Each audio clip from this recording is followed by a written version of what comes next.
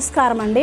మాది హైదరాబాద్ అండి. నా పేరు కొమరమ్మ అండి. శీతాకాలం కాబట్టి ఇప్పుడు అన్ని జలుబు, దగ్గు, కఫము ఇవన్నీ వస్తుంటాయి.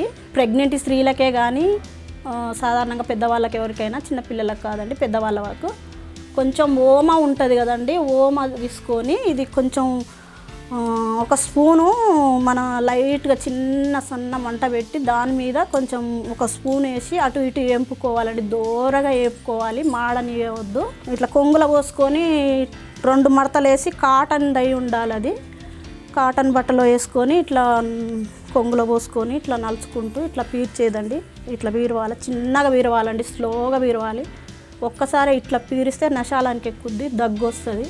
లేదంటే ఇప్పుడు కచ్చిపులు వాడుతున్నారు కాబట్టి కచ్చిపు కాటన్ బట్టలోనైనా కచ్చిపులో ఒక మూలకు పోసుకొని 2 మడతలు వేసుకొని పోసుకొని మంచిగా ఏంచింది ఇందులో పోసుకొని కొంచెం ఇలా ఇలా నలుచుకుంటూ ఇలా ఒక ముక్కు పట్టుకొని ఒక ముక్కు ఇట్లా పీల్చుకోవాలి.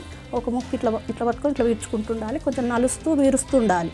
పీరుస్తుంటే ఆ ఘాటుకు కొంచెం సర్ది, జలుబు, గొంతైనా, ముక్కులు దబిడేసిన అవి కొంచెం లూజ్ అయితే మంచిగా ఉంటుందండి.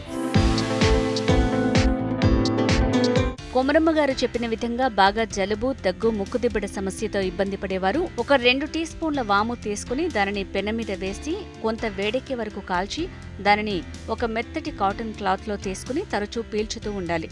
ఒక ముక్కు రంధ్రం మూసి కొంతసేపు తర్వాత ఇంకొక ముక్కు రంధ్రం మూసి కొంతసేపు పీల్చాలి. ఇలా ఒక రోజులో 10 సార్లు చేసినట్టయితే తప్పకుండా ముక్కు ద్వారంలో ఉన్న ఇబ్బంది తొలగి ఫ్రీగా శ్వాస ఆడుతుంది.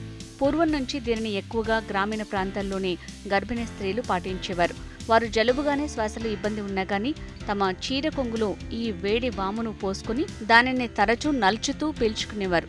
ఇలా చీర కొంగులో కట్టుకుంటే మర్చిపోకుండా తరచూ పీల్చుకోవచ్చు అని వారి విశ్వాసం. కానీ ఎక్కువ దగ్గర నుంచి పీల్చితే ఘాటు ఎక్కువై తలలో నరాలు ఇబ్బంది పడే అవకాశం ఉంది కాబట్టి కొన్ని జాగ్రత్తలు పాటించాలి. తప్పనిసరిగా పిల్లలు మాత్రం పీల్చొద్దు.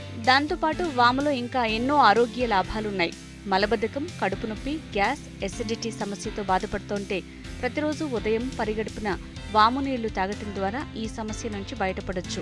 వాములో ఉన్న ఎంజైమ్స్ ఈ గ్యాస్ట్రిక్ సమస్యలకు బాగా పనికొస్తాయి. జీర్ణక్రియకు సంబంధించిన ఇన్ఫెక్షన్స్ ని నివారించడానికి వాము వాటర్ అద్భుతంగా పనిచేస్తుంది. ఇంత మంచి చిట్కా చెప్పిన కొమరమ్మ గారికి ధన్యవాదములు.